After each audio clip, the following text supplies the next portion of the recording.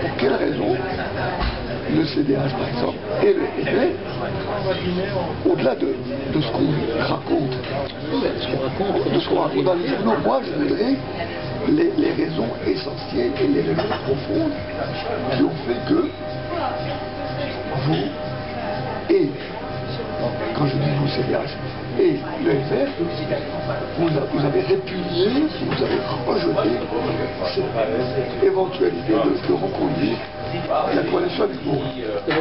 Il y a un troisième partenaire que tu oublies de citer, Écolo. Là, Écolo n'était pas dans la majorité.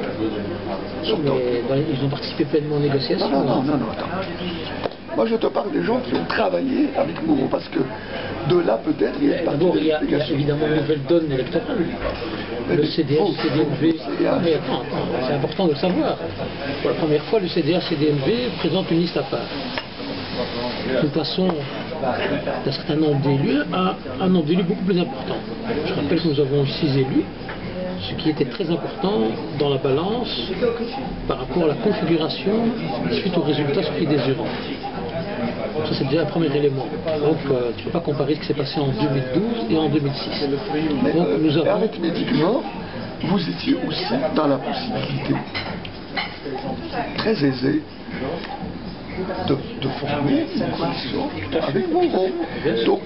Donc le fait qu'il y a eu plus de sièges chez vous, moins là, plus là... C'est important, le nombre de sièges, plus tu as de sièges, plus évidemment ton poids devient important dans le cadre des négociations. D'accord. Pourquoi vous avez choisi? Tu sais, il y a eu un premier round avec les socialistes. Il y a eu un premier round de négociations avec les socialistes qui n'a pas abouti. Tout simplement pour différentes raisons. Et je crois que j'en ai assez parlé dans la presse, dans le cadre des discussions, d'abord sur notre représentation au sein du collège, mais aussi sur ce sur quoi nous allons pouvoir travailler clairement, ouvertement, comme par exemple les questions liées à la bonne gouvernance, comme par exemple le fait d'avoir une cohérence dans les politiques à mener. Tout ça a fait qu'à un moment donné, on ne pouvait pas continuer à discuter. Et effectivement, il y a un élément supplémentaire, mais qui n'a pas été déterminant, qui est intervenu dans le cadre des discussions en interne, c'est ce qui s'est passé à la ville de Bruxelles, évidemment. Puis il y a eu un deuxième round qui a été organisé avec les libéraux et écolos. Et là... Attends, on va...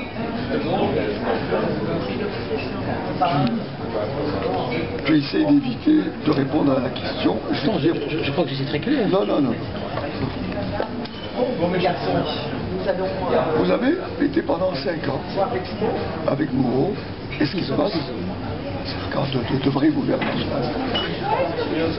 D'accord. Vous avez été avec donc, le fait que vous ayez été avec lui pendant 6 ans au sein d'une majorité, vous donnez déjà une grande possibilité de maîtriser un peu ce partenaire-là. Pendant 5 ans, vous l'avez pratiqué. Ça dépend ce que tu mets dans le terme maîtriser. Ça veut dire, vous savez qu'il est mourant, qu'il va être travail. On le sait, on sait qu'il est depuis très longtemps. D'accord. Bon. Alors, le fait, par exemple, d'avoir engagé des négociations avec lui, sachant un certain nombre de choses sur votre expérience passée au niveau de la gouvernance, etc. Mais quelle est la garantie que vous pourriez avoir en négociant avec lui et en sachant qu'il y avait très peu de chances que Moreau devait changer? Non, la garantie elle est très simple. En politique, tout n'est qu'une question de rapport de force. Pour pouvoir avancer sur des thématiques comme par exemple la bonne gouvernance, comme des questions liées à l'organisation et à la gestion de la commune, pour pouvoir être crédible, pour pouvoir influer sur les décisions, c'est une question de rapport de force. Point. La proposition initiale qui a été faite par les partenaires socialistes nous mettait en situation d'infériorité au niveau du collège d'une manière beaucoup plus criante que sous la précédente, tout à fait, que sous la précédente législature. Donc déjà, le fait que nous étions à 3 dans une majorité sortante et que globalement on a bien travaillé. Mais effectivement, il y a eu des tensions durant cette législature liées à... C'est un élément pour vous. C'est important, c'est important. L'expérience que vous avez. Bien sûr. Est-ce que ça a joué dans... Très clairement, oui, il faut laisser répondre. Attends. Oui, non, mais... Je te parle toujours des aspects techniques. Il y a le rapport de force, il y a ceci. Alors je te parle sur le plan psychologique, sur le plan humain, sur le plan de fonctionnement dans une majorité. Est-ce que le fait d'avoir été avec Moreau pendant 5 ans ou 6 ans dans une majorité sortante, est-ce que cette expérience n'a pas été pour quelque chose dans le... je dirais, dans la décision qui a été la vôtre de ne pas... Bien évidemment. Bien sûr, en tenant compte des rapports. Bien évidemment que l'expérience de la législature sortante a nourri notre réflexion. C'est clair qu'il y a eu des choses extrêmement positives que nous avons pu mener, mais il y a aussi des expériences beaucoup plus négatives liées... je pars dans le détail, mais c'est lié à des problématiques liées à la bonne gouvernance, liées à... Ça c'est général. Oui, non, mais c'est important. Vous étiez échevin. Est-ce que par exemple, oui, non, si on est en train, si tu veux que je te parle, moi comme te parle David Baudou, ou Canfado, alors pas, on peut parler, mais c'est ici, on n'est pas là pour parler comme ça. Est-ce que les rapports comment dire, de patron à... Est-ce que par exemple les rapports entre vous et vous, le CDHP et les rebelles, est-ce que c'était des rapports égalitaires? D'une manière générale, je le répète, on connaît tous la personnalité de Moreau. Moreau se définissait lui-même comme étant un des derniers staliniens de la planète, qui m'a toujours fait rire. Oui, mais ça se ressent dans les relations. Donc, ce qui vous empêchait par exemple de faire aboutir un projet que vous aviez à cœur de faire avancer par exemple? Mais empêcher, c'est un grand mot, mais disons... sur vos plates-bandes en tant qu'échevin. Mais par exemple, lorsque nous devions avoir une réflexion, je prends un exemple qui ne va pas faire trop de polémique, lorsque nous devions avoir une réflexion suivie d'un débat sur les budgets par exemple de certaines politiques, je prends l'exemple de l'emploi. L'emploi, j'ai débuté la législature avec un budget de 5 000 €, quand on sait que la commune de Molenbeek est la commune en région bruxelloise qui a le deuxième taux de chômage le plus élevé. Lorsque je lui disais, est-ce qu'il est normal que, par exemple, on ait 5 000 € pour l'emploi et 120 000 € pour le sport, c'était des débats qui étaient très difficiles. Demander une augmentation, j'ai obtenu des augmentations relativement importantes, mais qui restent faibles par rapport aux enjeux de la commune en matière de lutte contre le chômage. C'est surtout des questions comme ça qui sont interpellantes à plus d'un titre. C'est que où est-ce qu'on met les priorités, et alors est-ce qu'on respecte le partenaire lorsque celui-ci a des compétences. Donc vous sentiez qu'il y avait, peut-être pas de manière systémique, qu'il y avait de temps à autre un manque de respect de la part de... Mais je ne parle pas d'un manque de respect, il y avait une approche participative par rapport au projet, par rapport aux compétences, c'est-à-dire que dès le moment où les partenaires avaient des compétences qui pouvaient, entre guillemets, plus faire rayonner les autres formations politiques au détriment du Parti Socialiste Molenbeekois, ça devenait un problème. Ça devenait un problème, et donc moi je me suis toujours interrogé sur ce type d'approche, parce que ça ne tient pas compte de l'intérêt général, mais plutôt de l'intérêt du parti, de la formation politique. Et je crois que c'est inhérent à toute formation politique qui est en position d'hégémonie, et le Parti Socialiste à Molenbeek était en position d'hégémonie, ce qui posait des problèmes en matière de fonctionnement normal de l'institution communale. Pourquoi vous avez été négocié avec nous? Parce que le rapport de force a changé sur le plan numérique. D'accord. Vous saviez à qui vous aviez affaire. Bon, passons maintenant à un autre volet. Non, mais c'est important. Mais c'est important, parce que moi c'est important. D'accord, c'est tout. Passons à un autre. Vous saviez que Moreau n'allait pas abandonner en cours de route, dans un collège futur, un type comme Également. D'accord? Moi je préfère qu'on ne parle pas de personne, mais bon, c'est toi qui parles de personne. Donc, on connaissait déjà dans l'ancienne législature et même sur la place publique les relations nous on peut plus parce que on est des blogueurs, et voilà, on gratte un peu. On savait qu'ils étaient des relations efficacement avec toi, avec ses partenaires au sein de la majorité. Donc sachant que Moreau allait de toute façon reconduire efficacement, parce que lorsqu'on est en cité, est-ce que ça n'a pas aussi été quelque part au-delà de l'expérience, comme tu viens de le dire, par rapport à des blocages? Non, mais il est clair que une série d'événements qui sont déroulés quelques mois avant les élections, entre autres avec la personne que vous citez, ont été un des éléments parmi tant d'autres qui ont fait que la balance a basculé d'un côté.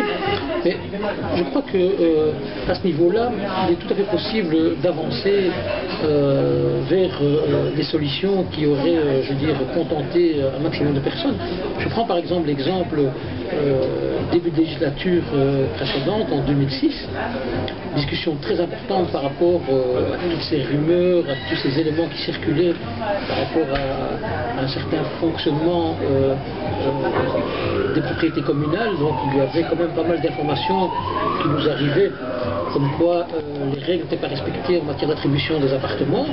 Donc il a été décidé d'abord que ce ne soit plus le Mechevin qui occupe cette compétence. Et ça, c'est une discussion que nous avons eue entre Philippe Moreau et moi-même. Et nous avons obtenu une dépolitisation de la commission d'attribution et l'élargissement de celle-ci à l'association du réseau Habitat. Donc ça démontre quand même qu'il est tout à fait possible d'avancer sur des acquis comme ceux-là pour pouvoir aller vers une bonne gouvernance, que ce soit lié à X ou à Y. Donc l'expérience passée en 5 ans dans les rapports au sein du collège, avec d'un côté Moreau et de l'autre les partenaires, était un des éléments qui est entré en ligne de compte. Mais ce n'est pas l'élément déterminant. C'est pas l'élément déterminant. Il y a eu. Parce que ce que moi j'ai entendu de la part de l'autre partenaire de la majorité manifestement, c'est qu'il y avait, elle, directement pris une option différente que celle du CDH, en disant, moi, gouverneur Moreau, je préfère aller dans l'opposition parce qu'il nous réprimait, il nous empêchait de... etc. Donc, c'était une analyse beaucoup plus radicale que la tienne. Donc, sur ce plan-là, tu n'es pas sur la même longueur d'onde que Skepmas. Non, mais je te pose la question. Par rapport, je dis, mais non, le jeu était clair dès le départ. Il a dit, bourgmestre ou pas? Quand Mme Françoise Skepmas parle des difficultés qu'elle a eues, en fait, on dit la même chose. Elle parle des difficultés dans le cadre de leur collaboration. Moi, je dis je parle d'approche particratique. C'est la même chose, en fait. Hein. C'est-à-dire qu'on met en avant l'intérêt du parti dominant, qui était le Parti socialiste, au détriment de l'intérêt général, ce qui a des conséquences sur les relations avec les partenaires de la majorité. C'est vrai qu'il était très très difficile de pouvoir avoir une discussion franche, et nous vivons une expérience nouvelle en Molenbeek avec la nouvelle majorité, où tous les problèmes liés à la gestion de la commune sont discutés avec les partenaires sans tabou. C'est-à-dire que nous travaillons de manière transversale. D'abord, nous avons regroupé les compétences qui ne se faisaient pas sur la présente législature. C'est-à-dire que, par exemple, dans les compétences qui sont les miennes, l'emploi, l'économie, etc., non seulement on a regroupé celles-ci, mais en plus je me nourris des expériences et des conseils de mes collègues. Et ça, c'est très important. C'est-à-dire que relever les défis, on le fait tous ensemble, et pas chacun dans son petit coin, avec une approche plutôt électoraliste que réellement dans une réflexion d'apporter des solutions aux problèmes des Molenbeekois. Donc tu n'avais pas la même analyse sur le plan des rapports psychologiques humains que Skepmas à l'égard de Moreau, parce qu'elle l'a exprimé aussi bien sur le plan de la gouvernance, sur le plan d'un travail d'équipe, de partenariat et de respect de l'un de l'autre sur le plan du travail, mais elle a aussi fait ressortir des sous-titres sur un plan plus humain et plus psychologique. Donc tu ne vas pas jusque-là, toi. Je peux comprendre que Mme Skepmas ait une meilleure connaissance de la psychologie de M. Philippe Moreau. Elle a quand même côtoyé pendant 2 décennies pratiquement. Moi, je l'ai côtoyé comme acteur associatif depuis son arrivée à Molenbeek. Il a fait de grandes choses pour la commune, mais il a un côté évidemment qui provoque, je pense, une réaction. C'est son côté stalinien. Feu Simonet l'appelait le Fidel Castro de la chaussée de Gand, et c'était pas une appellation innocente, c'est quelqu'un d'extrêmement, je veux dire... Dernière question. Oui. Est-ce que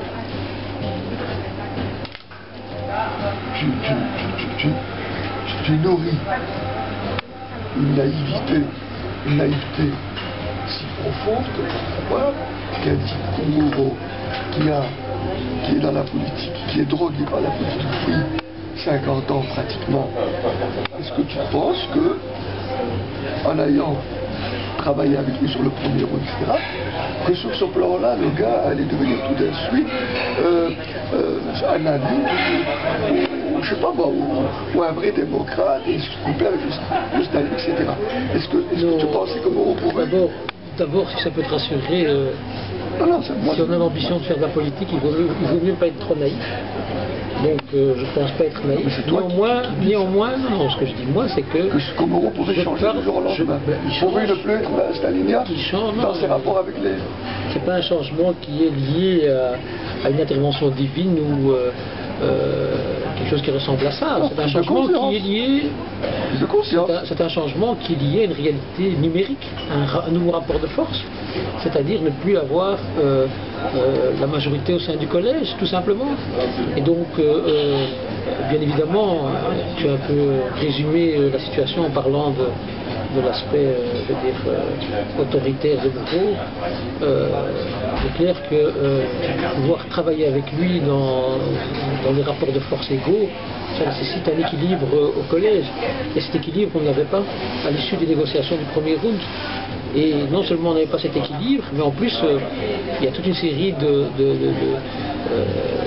sujets qui ont été abordés sur lesquels on n'a pas trouvé de début de consensus ou de possibilité de pouvoir travailler sincèrement là-dessus.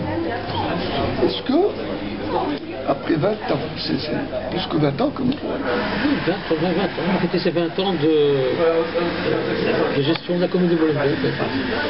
Est-ce que tu penses que Moreau, je ne vais pas te demander de rentrer dans son esprit ou de dire non, mais le connaissant, l'avoir avec lui, est-ce que tu penses que Moreau avait fini à un moment ou à un autre, comme beaucoup d'autres avant lui, quelque part à s'identifier à sa commune? Et quand je dis s'identifier, ça veut dire sentir que sa présence, sa personnalité est incontournable, irremplaçable au niveau de Molenbeek. Est-ce que tu penses que... Je crois d'abord qu'il n'y a personne qui était remplaçable. Mais c'est vrai qu'il avait, avec le temps, il avait tissé des liens profonds avec une partie de la population. Ça, c'est une réalité, ça on ne peut pas le nier. Je crois qu'il ne laissait pas indifférent certains habitants de la commune de Molenbeek, et je crois que ses résultats électoraux démontrent quand même qu'il a une certaine popularité. Maintenant, il avait une relation avec sa population, je dirais, comme pourrait l'avoir un suzerain avec ses sujets. Donc, il y a ce côté quand même assez, je veux dire... Explique un tout petit peu suzerain. Suzerain,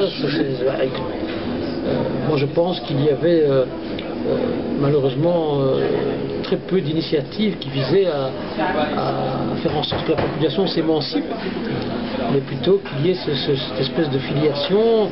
Évidemment, ça faisait un peu plus plaisir quand... une délégation totale. C'est ça, donc c'était un système pyramidal, hein, donc lui il était au-dessus du sommet, et tous ceux qui étaient en dessous devaient, entre guillemets, le servir, si je peux utiliser une formule choc comme celle-là. C'est un système qui, je pense, a des limites. On a vu dans certaines dictatures comment ça se passe. À un moment donné, les gens se soulèvent. Et donc, je crois que, malheureusement, ce mode de fonctionnement peut avoir des bons côtés. Dans ta vie à toi, en tant que Molenbeekois, je dis pratiquement... Molenbeekois de naissance. De naissance, tu n'es pas venu quand tu étais... Tu es né en Belgique, là? Je suis né en Belgique, à Watermal-Boisfort. Non, je croyais que tu étais né... Non, je suis. Est-ce que, à un moment ou à un autre de ta vie, avant que tu t'engages dans la politique participative, dans la politique citoyenne, etc., dans la politique représentative, est-ce que tu n'as pas eu, comme beaucoup de gens de Molenbeek, ce genre d'appréhension ou de rapport, même sur le plan psychologique, à l'égard de mots. Est-ce que tu n'as pas vécu aussi ça, toi, quelque part? Non, parce que Tu n'as pas adulé à un moment donné? Non, absolument pas. Quand tu étais jeune? J'ai été très tôt immunisé par rapport à ce risque d'adhésion à ce courant qui a soutenu Ah, mais je ne te parle pas quand tu commençais à rentrer. Non, mais je t'explique. J'ai été très tôt, très jeune, j'ai été engagé dans le secteur associatif, dans le monde associatif. Et donc, je pense que j'étais précoce dans la prise de conscience par rapport aux enjeux sociaux, en tout cas d'une partie de la commune de Molenbeek, dans le Molenbeek historique. Donc moi j'ai assisté à la venue de Philippe Moreau à Molenbeek. Enfin, tu étais jeune. J'étais jeune, j'étais très lucide, tu sais. Je peux te dire, j'ai 45 ans. Moi je l'ai connu. 25 ans. Non, je l'ai connu bien avant. Moi je l'ai connu bien avant. Est-ce que tu avais pris conscience est-ce que tu avais pris conscience, comme tu le dis si bien précocement, de ce qui allait devenir petit à petit une dérive qui Non, je crois que non. Non, on peut pas.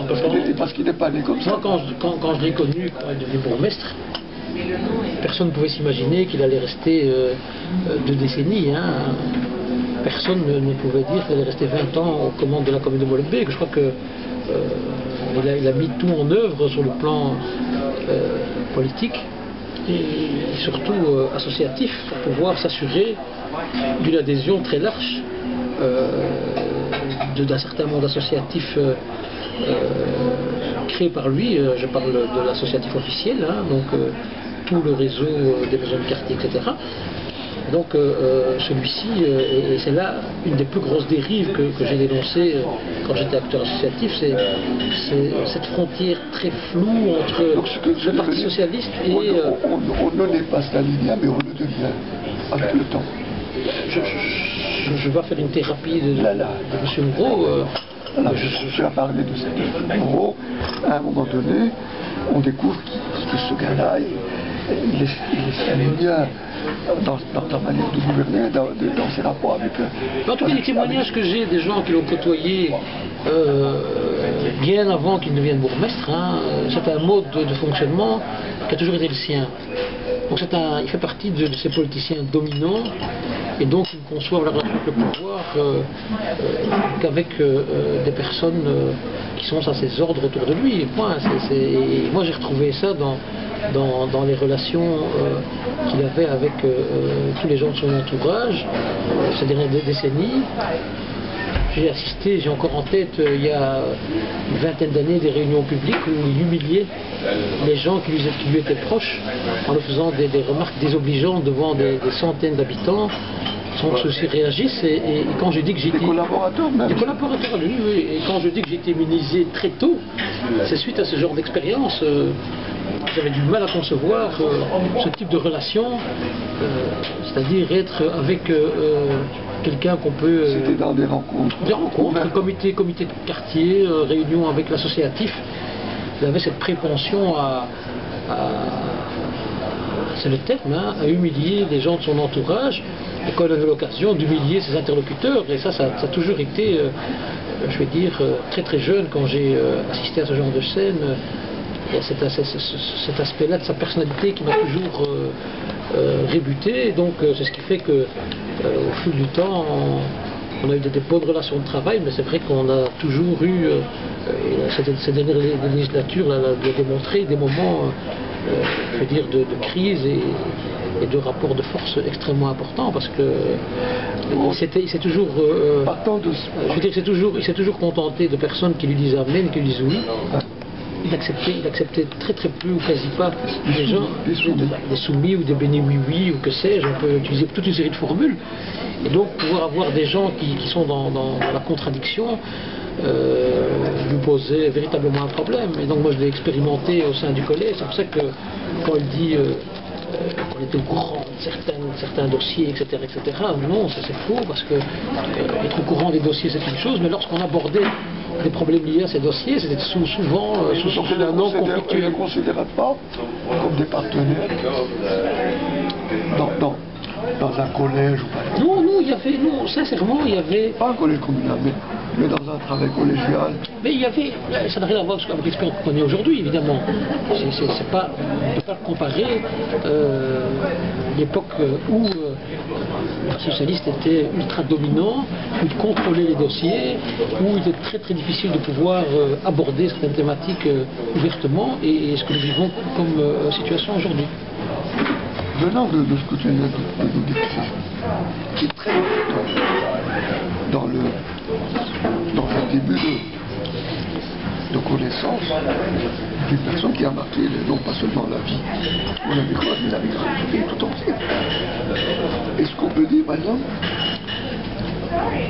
en pesant vraiment bien les termes, est-ce qu'on peut qualifier Mouron durant les 2 dernières années de sa vie, pour ne pas revenir trop à la est-ce qu'on peut dire que Mouron est un démocrate ou est-ce que c'est un progressiste? Progressiste dans le sens où il fait des choses pour faire avancer le progrès social, le progrès culturel de ses habitants, le progrès... mais la démocratie dans le sens de son rapport à ses partenaires. C'est ça qui a toujours été étonnant, c'est ce... On est dans la contradiction, mais vraiment ici, et je crois que tu mets le doigt sur quelque chose de très important. Bien sûr, c'est ça qu'on voit d'abord. En théorie, à travers le discours que tient Mouron, à travers ses positionnements, à travers toutes les réflexions qu'il a initiées, etc., je crois que c'est quelqu'un de très démocrate, de progressiste, etc. Mais il est vrai, et force de constater que sur le terrain, dans ses relations d'abord avec son entourage, avec les gens avec lesquels il collabore, mais aussi avec par moments ses partenaires, on est en droit de s'interroger entre cette espèce de contradiction entre les beaux discours théoriques et la réalité de terrain, parce que la démocratie ou le progressisme d'abord, ça se vit au quotidien dans ses relations avec ses partenaires. On peut être progressiste, je pense, en faisant évoluer la société, plus de progrès, plus de justice. Mais on peut ne pas être démocrate dans ses relations avec ses partenaires, etc. Est-ce que par exemple, Mouron, on peut par exemple dire que Mouron n'était pas assez démocrate dans ses rapports à la décision, dans ses rapports au partage des pouvoirs? Je ne sais pas si c'est une question de... Ici, on parle... Je sais pas si c'est une question de démocratie. Moi, je crois qu'il avait une certaine vision... Je crois qu'il avait une certaine vision de la gestion du pouvoir au niveau local, en tout cas, qui passait par un cadenassage de tous les lieux de décision.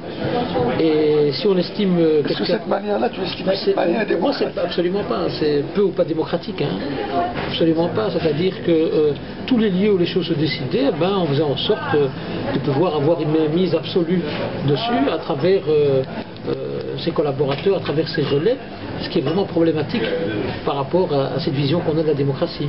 Pour avoir des rapports sains, des rapports normaux entre les gouvernants, les dirigeants politiques, etc., et l'administration, qui ne l'était pas à 100% du temps de Mouron. Est-ce qu'il faut un travail à ce niveau-là? Moi, je crois que ce qui est fondamental, suite à un changement comme celui qu'on a connu à Molenbeek, c'est d'abord de réaffirmer sa confiance dans une administration qui fonctionne bien, qui fonctionne suivant les critères légaux et qui respecte les personnes qui dirigent la commune, c'est-à-dire la nouvelle majorité. Et jusqu'au jour d'aujourd'hui, on peut constater qu'elle fonctionne relativement bien. Respect mutuel. Tout à fait. Vis-à-vis des autres. Tout à fait. Ça se passe relativement bien. Il y a une très bonne collaboration. Il y a un cadre légal. Les fonctionnaires de la commune sont engagés dans un cadre très précis qui est encadré par une législation très claire. Et mon rêve à moi, c'est qu'évidemment on puisse arriver un jour à ce que toutes les administrations soient totalement dépolitisées, ce qui est fondamental pour la bonne santé de notre démocratie. Et donc, jusqu'au jour d'aujourd'hui, à Molenbeek, ça se passe très très bien. Il y a une relation de confiance qui s'installe et les choses... tu parles dépolitisé, ça veut dire que quelque part, par le passé, il ne l'était pas assez. Mais c'est clair, je crois que ça, il ne faut pas se voiler la face. Il est clair que dans certaines communes du royaume et plus criant en Wallonie, mais bien sûr qu'il y a eu à un moment donné, on a pu le constater, et ce fut aussi un des éléments, je pense, qui a été pris en considération dans le cadre de ce qu'on a évoqué en début d'interview. Hein. Voilà, donc c'était aussi cet aspect-là qui était fondamental. Donc on a découvert à travers une affaire bien précise qu'une véritable politique de népotisme a été menée par certains en faisant rentrer des membres de leur famille dans l'administration. Et donc, on était confronté à des situations quand même plus que problématiques. On parle toujours du Parti Socialiste. Oui, mais ça peut... Ici à Molenbeek, le Parti Socialiste, ou dans d'autres communes, ça peut être le MR, le CDH ou... Restons à Molenbeek. D'accord. Donc, il y a eu, à un moment donné, mélange des genres. Par exemple, clientélisme, népotisme, je vais de nouveau, et ça c'est important, parce que c'est un message que... Tu parles de dépolitiser. Oui, mais c'est un message... C'est que c'est dépolitisé. Bien sûr. Moi je crois que ce que nous avons vécu à Molenbeek est révélateur d'une situation qui s'est produite dans d'autres communes du royaume. Hein. C'est dès le moment, et là le législateur, je pense, devrait se pencher sur ce problème grave qui pourrait à terme être extrêmement problématique pour le bon fonctionnement de nos institutions. C'est comment est-ce qu'on peut faire pour faire en sorte qu'un parti ne soit pas en position d'hégémonie. C'est ce que nous avons connu à Molenbeek, non pas depuis 20 ans, mais depuis 1939. Il y a eu un intermède de 3 ans avec les libéraux et de 6 ans avec Marcel Picard. Mais donc une formation politique qui pendant plusieurs décennies règne sur une commune, inévitablement elle va sécréter à un moment donné des problèmes qui vont amener à des dysfonctionnements. Tu parles de l'alternance démocratique. L'alternance démocratique, mais aussi un contre-pouvoir. C'est important, c'est-à-dire d'avoir au sein de l'exécutif ou du conseil qui contrôle l'exécutif la possibilité que des gens puissent à un moment donné dire ça ne va pas, stop, on arrête, il y a des dysfonctionnements et pouvoir les dénoncer. Est-ce que c'est un des éléments qui ont été pris en compte d'une manière ou d'une autre par vous, dans votre réflexion profonde, pour dire oui, si on veut vraiment passer à autre chose dans la gestion de Molenbeek, etc., peut-être qu'il va falloir passer aussi par une autre forme de majorité. Est-ce que ça a joué dans le premier round, le deuxième round, des rapports avec Skepma, etc. Est-ce que c'est un élément qui était présent? Je crois que c'est important. Je crois que c'est pour avoir une majorité où les gens se font confiance, où les gens discutent, les gens dialoguent, réfléchissent ensemble par rapport aux enjeux de la commune. Avoir un rapport, je veux dire, juste et équitable. Et bien évidemment que ça pèse énormément dans un choix.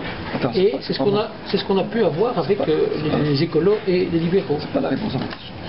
À partir du moment où tu dis que dès lors qu'un parti politique a une hégémonie et qu'il a pu régner pendant un temps relativement, ou même très long, sur une entité, qu'elle soit communale, etc., le risque existe que ce parti devient pesant, etc., etc. Et dès lors... Mais c'est pas lié simplement, c'est important, parce que le fait qu'un parti, s'il respecte les règles de fonctionnement démocratique et légal... Mais qui ne peut pas, mais voilà, c'est le fait que par la force des choses, que par la force des choses, que ce soit ici en Belgique ou ailleurs dans le monde, dès le moment où un parti ou un homme, qui a du charisme, qui a la force, la puissance, etc., qui est entouré, etc., verrouille tout, le risque existe. Donc, est-ce que cette réflexion a eu sa place dans votre approche de la gestion future de Molenbeek? Est-ce que vous vous êtes pas dit à un moment donné, Moreau, ça va être très difficile de changer. J'ai déjà donné la réponse tout à l'heure. Hein. On revient à cette notion de rapport de force. Ouais. Le rapport de force, lorsque tu es minoritaire dans un rapport de force, et que tu n'as pas la capacité de faire office de contre-pouvoir, très difficile de pouvoir fonctionner normalement. Donc le rapport de force qui émergeait de vos discussions en premier rôle ne vous donnait pas cette garantie. Ni à nous, ni au CDH, ni à Écolo. J'aimerais avoir ton avis sur la problématique des cumuls des mandats. Est-ce que vous pensez que ça participe à la bonne gouvernance? Ça dépend de ce qu'on appelle cumul des mandats. Il y a effectivement certains types de cumul qui peuvent être problématiques dans le cadre du travail qu'on a effectué. Moi-même, je fais partie des gens qui cumulent, je suis député échevin, député bruxellois. Moi, je crois qu'il y a un véritable lien entre la gestion régionale, étant donné que je fais partie de certaines commissions qui s'occupent directement de la gestion des communes, etc. Et donc ce lien est très important par rapport, je veux dire, à toute la notion de relais qu'on peut avoir par rapport à la région. Maintenant, c'est vrai qu'il suffit d'aller sur Cumul et autres, voir que certains mandateurs se retrouvent avec des dizaines et des dizaines de mandats. Quand ceux-ci sont liés à leurs compétences, parce que ça c'est aussi important de le signaler. Je vois par exemple aujourd'hui, je suis échevin de l'emploi, à ce titre je suis président de la mission locale de Molenbeek Formation, mais aussi du centre d'entreprise. Donc ce sont des mandats non rémunérés, mais qui ont un lien directement avec mes compétences, puisque ça fait partie de tout le dispositif qui sont liés à ma compétence. Donc je ne pense pas que tous les cumuls posent problème, mais certains cumuls pourraient poser problème. Mais vous ne pensez pas que donc que cumuler le mandat d'échevin et de parlementaire régional ou d'échevin et de membres du gouvernement bruxellois, ça ne pose aucun problème pour la santé de la démocratie bruxelloise? Comme parlementaire, je ne pense pas que ça poserait un problème, mais c'est plus étonnant, comme membre d'un exécutif au niveau régional, je ne pense pas que ça existe. Est-ce que vous seriez favorable à l'interdiction du cumul de mandats? Moi, ça ne me poserait pas de problème si cette interdiction est généralisée à tous les niveaux de pouvoir et que ça soit d'application pour tout le monde. Là, j'ai pas de problème. Et venir avec des dispositions légales qui intégreraient certains types de cumul, pas d'autres, qui favoriseraient certains mandataires et pas d'autres, là évidemment, et je crois que le Conseil d'État a rendu un avis par rapport à ça, il y aurait un traitement différencié qui serait inacceptable. Qu'est-ce qui explique le fait, je suis toujours explique le fait que nous avons aujourd'hui vu d'abord mal sous l'éviction des pouvoirs communaux. Ça, c'est la première question. Qu'il l'exprime de manière très virulente, parfois hargneuse, et notamment vis-à-vis de certaines personnes, donc pour toi. Qu'est-ce que tu penses lui avoir fait? Ou qu'est-ce que tu penses avoir été pour ce qui est de cette éducation? Est-ce qu'il a raison de s'exprimer comme ça à ton égard ou à l'égard d'autres personnes? D'abord, est-ce qu'il ne s'attendait pas à ce que d'aller dans une position? Je peux comprendre son désarroi. Je pense que être évincé d'un exécutif qu'on a géré pendant 20 ans, j'utilise le terme que tu as utilisé, le terme évincé. Hein. Je pense qu'humainement on peut comprendre l'état d'énervement, la frustration même. Je pense que c'est légitime et c'est humain. Par contre, cultiver cette rancœur et la retrouver parfois transformée par moments en insulte même, parce que j'ai encore suivi par exemple hier sur les experts, il dit le contraire de la vérité en traitant de menteur. Publiquement, je trouve ça quand même pas très sportif de sa part. Mais bon, je prends ça évidemment comme un compliment venant de sa part, moi qui l'ai côtoyé pendant quelques années, mais, parce qu'il sait très bien qu'il ne dit pas la vérité, que ce qu'il dit n'est pas correct.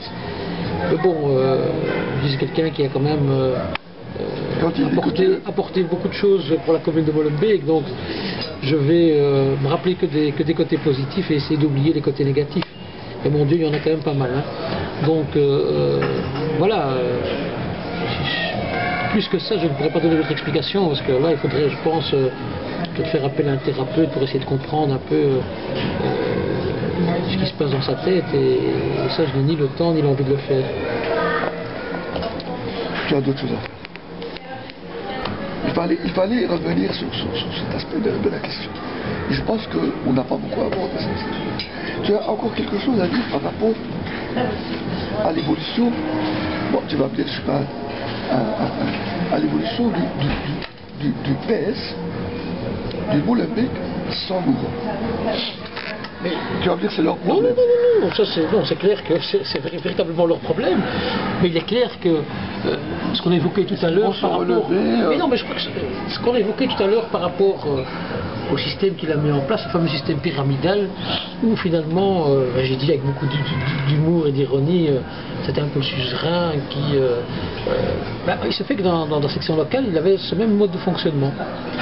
Et c'est un peu comme un troupeau qui est abandonné par son berger. Donc il est livré à lui-même. Et on sent à travers les dissensions en interne, à travers la cacophonie des prises de position, on sent vraiment que ils ont perdu leur guide, tu vois. Et ça, c'est le résultat aussi d'une politique qu'il a menée. Oui, ils sont entourés de personnes, je vais dire, qui, pour certains, c'était des bénis oui-oui, pour d'autres, des gens qui avaient des plans de plans. Mais justement, la relève existait parce que faut savoir que cette section locale, il y a quand même des gens de très grande qualité qui s'y trouvent, des gens qui ont démontré dans le passé qu'ils pouvaient apporter vraiment une plus-value par rapport à la commune, etc. Mais malheureusement, ce ne sont pas ceux-là qui ont été mis en avant, ce ne sont pas ceux-là qui ont été, je vais dire, soutenus dans leur engagement politique. Et je crois que ce que nous vivons aujourd'hui avec tous ces problèmes qui surviennent et qui sont survenus ces dernières semaines... Je peux citer quelques noms par rapport pour les gens qui sont partis. Je préfère pas citer de noms, je préfère pas citer de noms parce que c'est important de savoir que... Quelqu'un comme Daïf, est-ce que c'est une perte pour le Parti Socialiste ou pas?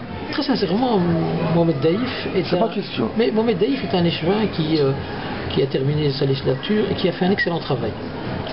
Qui a fait un excellent travail en tant qu'échevin.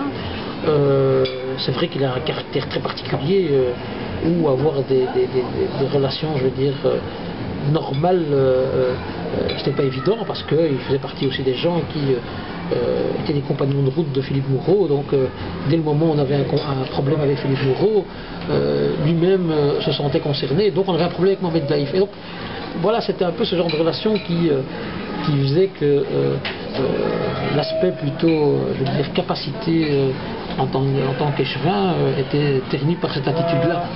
Je voudrais juste revenir par rapport à ce qu'on a dit tout à l'heure à la quatrième question, à la troisième question, je ne sais plus. Est-ce que tu penses qu'au niveau de la section du Parti Socialiste, et même un peu au-delà de la cour élargie, on va dire, de Moreau, est-ce que tu penses qu'il y avait ce qu'on peut appeler, ce qu'on a parlé de Staline, un certain culte de la personnalité de Moreau par rapport à toutes ces personnes? Bien sûr, évidemment. Évidemment, je crois que dès le moment où on ose une comparaison avec Staline, qu'est-ce qui a fait qu'il est resté très longtemps au pouvoir? C'est évidemment sa capacité à mettre tout le monde au pas.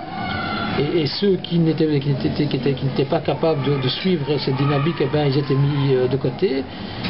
Heureusement que les méthodes n'étaient pas les mêmes à Molenbeek, ou sinon on aurait vécu un véritable génocide. Mais en tout cas... tu veux dire qu'on n'était pas en période de lutte armée, si tu veux. Non, mais très clairement. C'est une bouteille. Mais il est clair que... Moreau a été installé dans d'autres circonstances. Mais en tout cas, c'est lui-même qui s'est défini publiquement comme étant le digne des Staliniens. Donc moi, j'ai fait que reprendre cette comparaison que lui a osé. Moi, j'aurais pas osé parce que se comparer à Staline, c'est comme se comparer à Hitler. Et ça, je trouve ça extrêmement maladroit. Et donc ceux qui... on voit bien, les gens qui ont soutenu Staline, tu avais ceux qui le vénéraient. Il se fait qu'à Molenbeek, on retrouvait le même type de fonctionnement. Tu avais des gens qui étaient en adoration devant Moreau et d'autres qui faisaient semblant de le vénérer parce qu'ils avaient peur de lui, peur qu'il... Justement, tu n'es pas psychologue. Absolument. Je voulais un peu, justement, approfondir cet élément avec toi. Il y avait des gens qui avaient peur. Il y avait des gens qui avaient des intérêts à assurer. D'autres éléments dans ces rapports-là, comment est-ce qu'on devient? On a expliqué comment un type comme Moreau, ou comme Cludel dans le temps, ou comme Domanet à Saint-Josse a pu établir. D'autres, ou même d'autres mandataires d'autres formations politiques. Voilà, Moi, je crois pas qu'il ne faut pas. A pu établir. Pas un problème lié aux socialistes, je crois que c'est un problème général. C'est les socialistes, c'est un peu flagrant. Bon, bref, on peut donner d'autres exemples. Chez d'autres, par exemple, je sais pas moi, pour le moment, de Nols, par exemple, en son temps, quand tout le monde se bouge devant lui. Bon. Mais est-ce qu'il y a d'autres éléments qui peuvent expliquer, par exemple, le rapport qu'ont ces gens, le rapport de docilité, de soumission? Qu'est-ce qui explique ce rapport-là? Et c'est le rapport avec le pouvoir, tout simplement. C'est le rapport avec le pouvoir. Lorsque vous avez l'émergence d'un décideur qui, ici en l'occurrence, utilise des méthodes, je veux dire, et qui est très directive dans sa façon de gérer, etc., à un moment donné, inévitablement, et on le voit dans toute une série que ce soit dans des communes, mais aussi pour grossir le trait dans certaines dictatures, dès que vous êtes aux commandes de l'État, vous attirez évidemment toute une série de personnes qui vont essayer de, qui partagent votre vision, qui partagent votre approche de la gestion, soit qui évidemment ils voient l'intérêt, soit un intérêt matériel, soit un intérêt professionnel, de soutenir. Vous savez, j'ai eu une discussion avec un commerçant de Molenbeek qui, vraiment, sa réponse résume une réponse que je pourrais vous donner dans le cadre de votre question. Je lui posais la question justement par rapport à cette espèce d'aveuglement, cette espèce de, je veux dire, ce côté servile que j'ai pu constater quand il était face à Moreau. Et il m'a dit, Ahmed, tu sais, aujourd'hui, je suis avec Moreau, aujourd'hui je soutiens Moreau, je soutiens le Parti Socialiste. Si demain il y a quelqu'un du Vlaams-Belang qui dirige la commune, pour mes intérêts, je deviendrai membre du Vlaams-Belang. Et donc voilà, c'est vraiment... Ça, c'est le propre c'est propre de l'homme, je crois. De l'indépendance. Quand tu as... Mais non, c'est des gens... Pas de protection. Oui, surtout des gens qui n'ont pas de principe et pas de... je veux dire, qui ne sont pas attachés à certaines valeurs. Être capable comme ça de mettre de côté son esprit critique, ses valeurs, au nom d'intérêts matériels ou d'intérêts personnels, c'est quand même plus que préoccupant dans notre démocratie. Est-ce qu'il est arrivé, réfléchis bien avant de me répondre, est-ce qu'il est arrivé dans tes rapports avec Moreau, etc., un jour qu'il t'ait proposé une offre de collaboration,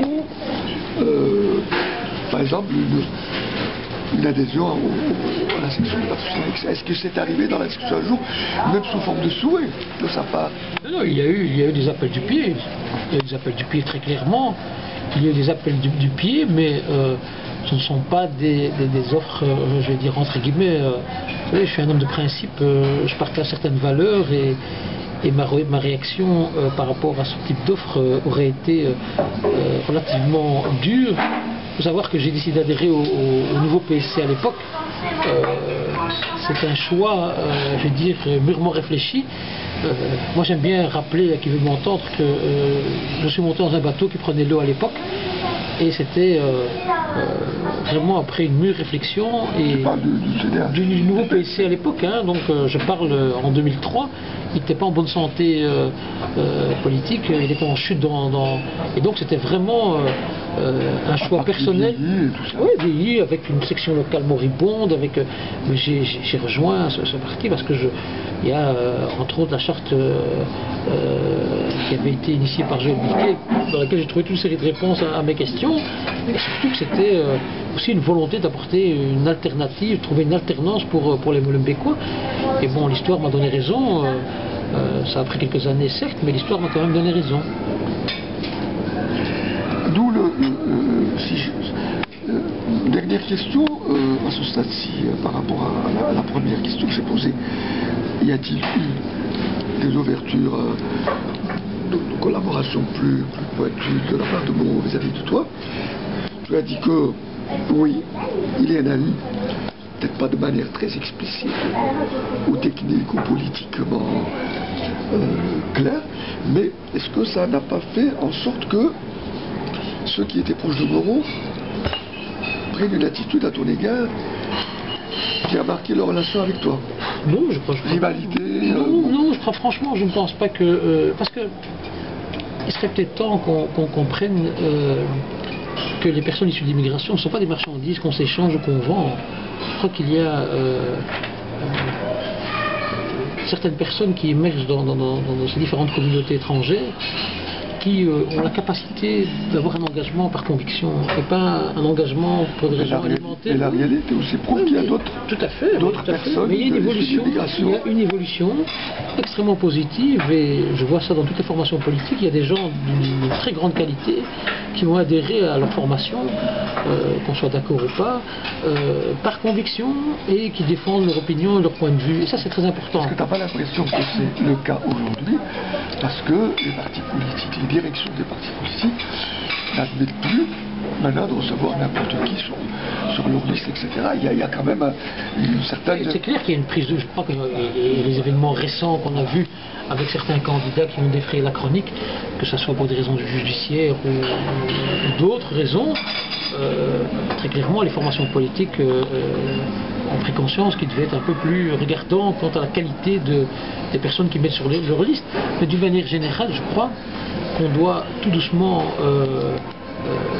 être dans une optique, être dans un positionnement pour faire en sorte que justement cette marchandisation des mandataires ou des élus d'origine étrangère prenne fin. On ne peut pas continuer à accepter.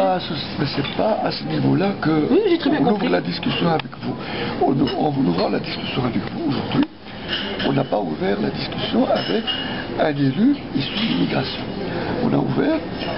C'était ma réponse par rapport à ta question concernant une tentative d'approche. On va aborder ce sujet après, quand on abordera cette question, mais dans le rapport qui est le nôtre aujourd'hui avec vous, on parle avec un élu belge, un décideur, qui ne fait pas primer d'abord le fait qu'il soit d'origine ethnique ceci ou d'origine culturelle celle-là. Pour clarifier un petit peu. Non, mais ça, là-dessus on est d'accord. Très clairement, moi, à titre personnel, je me considère comme un élu belge à part entière, voilà. Même si ça déplaît à certains, ça là-dessus, moi je ne reviens pas là-dessus. Mais c'est par rapport à ta question de savoir, est-ce que j'ai eu très clairement des propositions? Effectivement, j'ai répondu que oui, on m'a fait, il y a eu des approches, etc., etc. Ce que je trouve par moments même insultant, parce que ça veut dire en quelque sorte qu'on remet en question tes éventuelles convictions. Et ça, c'est blessant pour quelqu'un. Quelqu'un fasse le choix de changer de formation politique suite à une réflexion, un processus, je veux dire, de réflexion qui l'amène à un moment donné à ne plus se retrouver dans les valeurs du parti dans lequel il est, je peux comprendre. Pour autant qu'il y ait une cohérence dans le changement, tu ne changes pas d'une extrême à l'autre.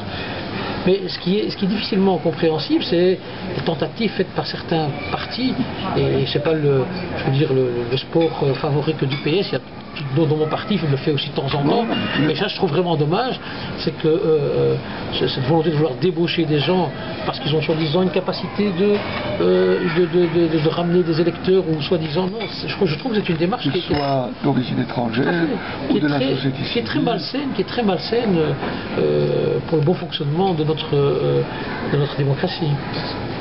Voilà. Alors, en dehors de ça, vous dénoncez les stem blocs, quoi. Le stem bloc, je crois non, c'est pas le stem bloc, parce que le stem bloc, je penserais ce qu'on appelle le vote ethnique. Non, le stem bloc, qu'il soit femme, qu'il soit étranger. Je crois que ceux qui aujourd'hui remettent ça en question aujourd'hui.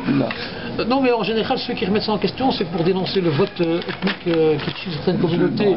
Et ça, je trouve ça un peu maladroit de leur part, parce que, effectivement, vous savez, quand on constitue une liste, j'ai eu le plaisir de constituer quand même plusieurs fois dans ma vie des listes pour les élections.